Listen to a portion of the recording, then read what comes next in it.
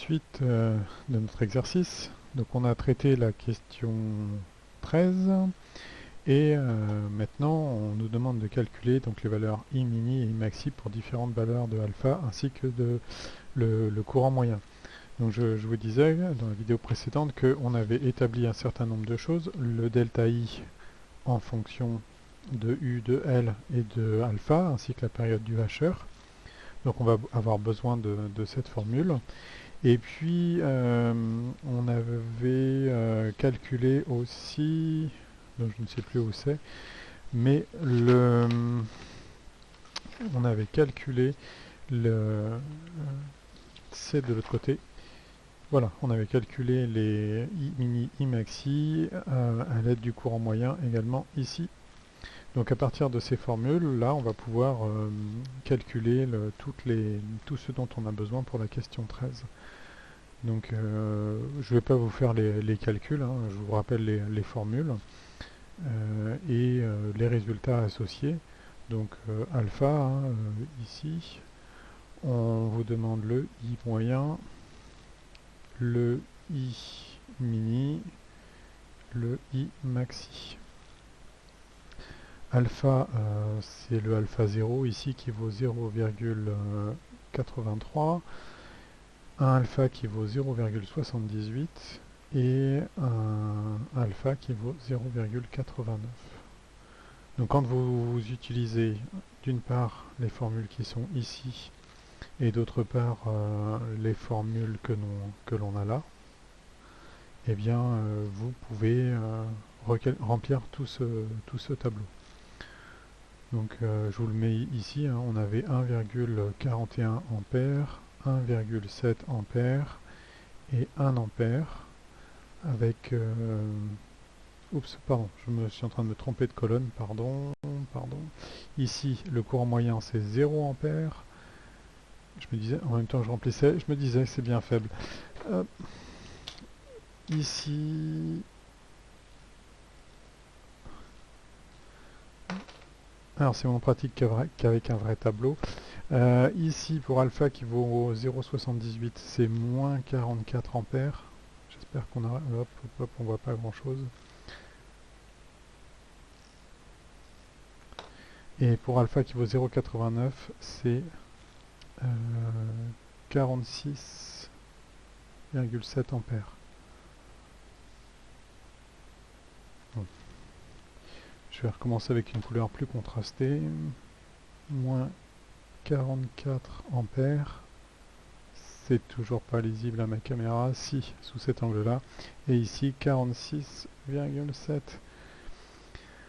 Et donc, on a bien 0 ici en courant moyen pour alpha qui vaut 0,83. Ensuite, je vais avoir mon I mini. Ici, c'est moins 1,4. Ici, c'est moins 45,7. Ici, c'est 45,7. Et le I maxi, ici, c'est 1,4, moins 42,3 et 47,7. Tous ces résultats sont en ampères. Donc ça va nous aider à comprendre un peu ce qui se passe, et notamment ici, regardez bien. Pour le alpha 0 qui vaut 0,83, on a un I mini qui est négatif et un I maxi qui est positif. Ça veut donc dire qu'on croise le 0 ici, et donc au niveau des éléments en conduction, ça va être un peu plus compliqué. Là par contre, pas de problème, on a un courant moyen qui est complètement négatif, avec une valeur mini négative et une valeur maxi, alors ici qui est aussi négative. Donc il n'y a pas de changement, et de même pour la valeur alpha qui vaut 0,89, où notre I moyen est globalement positif, enfin est entièrement positif, et puis le I mini ainsi que le I maxi le sont également. Donc pas de difficulté pour cette partie-là, et maintenant ça nous emmène à la question 15, où la question 15, on doit cette fois-ci commencer à remplir le tableau qui est ici, et regarder les sens de circulation du courant. Donc je lis la question, représenter sur le document réponse DR1 la circulation du courant dans le circuit correspondant aux deux intervalles 0 alpha grand T et alpha grand T, donc les deux périodes de fonctionnement enfin ou les deux durées de fonctionnement du HR plus exactement. Et puis sur le DR2, il faut qu'on trace les courants dans les différents cas qui nous sont donnés ici. Alors allons-y. Ici, je suis avec alpha qui vaut 0,89 et je suis dans la période 0 alpha t et ici alpha t t. Donc pas de difficulté particulière. Ici, on avait vu qu'on a un courant moyen qui est globalement positif et surtout dans cette phase-là, je vais être moteur, cadran 1. Donc ma circulation de courant, ça va être celle-ci, avec un courant qui circule dans ce sens. Et dans la deuxième phase, là, je vais utiliser la diode D2 qui va m'assurer ce qu'on appelle la continuité du courant et donc la diode de roue libre. Et donc cette fois-ci, le courant circule comme ceci. Dans le cas où alpha vaut 0,78, cette fois-ci, j'ai un courant qui est négatif et une tension qui est positive. Donc un courant négatif avec une tension positive, ça va m'impliquer ici, une tension positive aux bornes de mon moteur. Donc ça va m'imposer de passer par la diode D1. Donc le chemin ici, c'est celui-ci. Donc T1 a beau être commandé, du fait du sens de circulation du courant, qui est comme celui-ci, le courant ne peut pas rentrer à l'intérieur, et c'est la diode D1 qui assure la conduction du courant. Maintenant, sur la phase de roue libre, ou la phase de... Donc là, on renvoie de l'énergie à la source, pardon, et là, ici, on va emmagasiner de l'énergie. Et donc, dans cette phase-là, je vais avoir ici le transistor T2 qui va emmagasiner de l'énergie. Donc ici, pardon, pas le transistor T2 qui va emmagasiner de l'énergie, l'inductance L qui va emmagasiner de l'énergie. Donc ici, je vais avoir ce mode de fonctionnement avec un courant qui circule dans ce sens. Donc je répète, le transistor T2 commande à la fermeture et sera passant du fait du sens de courant. L'inductance L va emmagasiner de l'énergie. Donc ici on a un transfert d'énergie du moteur vers l'inductance et dans cette phase-là on renvoie l'énergie à la source.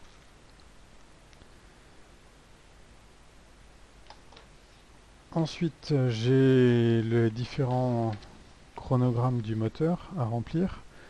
Donc ici, alpha qui est égal à alpha 0, donc c'est 0,83. Ici, on m'impose alpha égale 0,89 et ici, alpha égale 0,78. Donc ici, je vais avoir mon courant qui va partir de I mini, donc je vais me mettre un I mini à moins 1,4, un I maxi à 1,4, et puis alors 0,83, 1, 2, 3, 4, 5, 6, 7, 8, donc je suis à peu près par là. Donc mon courant va accroître comme ceci, et puis ici, il va retomber à la valeur de I mini, etc. Donc maintenant, quels sont les éléments en conduction? Et bien là, ça va être un peu plus... c'est le cas le plus difficile, puisque dans ce premier cas, le courant est négatif. Donc c'est la diode D1 qui va conduire. Donc ici, je trouve... Alors vous verrez ici, c'est lisible, mais vous trouvez la diode D1. Alors attention, ici, on considère, comme dans le TD précédent, qu'on se met dans le sens de conduction de l'élément. Et donc, je vais avoir ici un courant qui est globalement positif, ici, mais positif dans le sens de la diode, c'est-à-dire vu comme ceci, donc bien négatif en vrai. Et puis, plus rien. Ensuite, mon courant devient positif, donc change de sens. Et cette fois-ci, c'est le transistor T1 qui va conduire, donc on revient dans ce cas de figure ici, et dans ce cas là, je suis à 0 et je conduis jusque là. Puis plus rien. Ensuite, je vais avoir dans cette partie-là le courant qui est toujours positif, donc qui circule comme ceci, et c'est la diode D2 qui va m'assurer la conduction jusque là.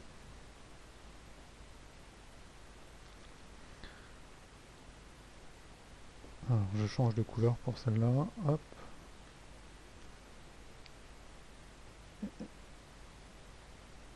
Et je mets bien les alignements. Donc voilà, ici, je vais jusque là. Et puis plus rien ici. Et donc dans cette phase ici, il ne faut pas oublier que le transistor T2 est lui aussi commandé à la fermeture, donc peut être passant. Et là, on va avoir une inversion du courant. Donc le courant qui circulait comme ça s'annule et maintenant se met à circuler dans ce sens. Et donc c'est le transistor T2 qui intervient à partir de cette phase-là, ici, et avec un courant qui va être négatif.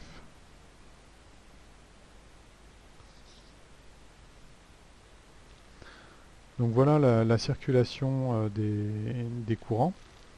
Alors attention, ici je me perçois que mon trait prête à confusion. Je vais essayer de mettre des pointillés pour vous montrer juste la correspondance des temps.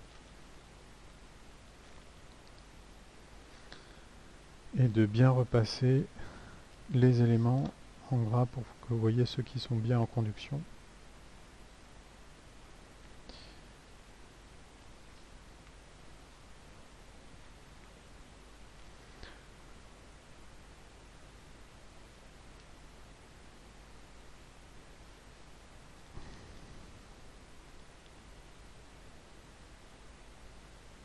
Donc ici, hein, c'est vraiment le cas de figure le plus compliqué.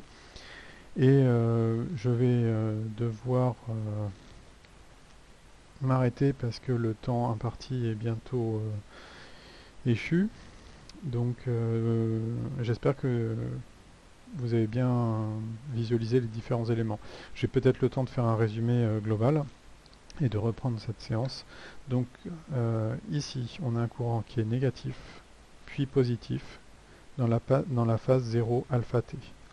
Et ici, jusqu'à 0,83 tel que je l'ai marqué là. Et puis le courant décroît de nouveau.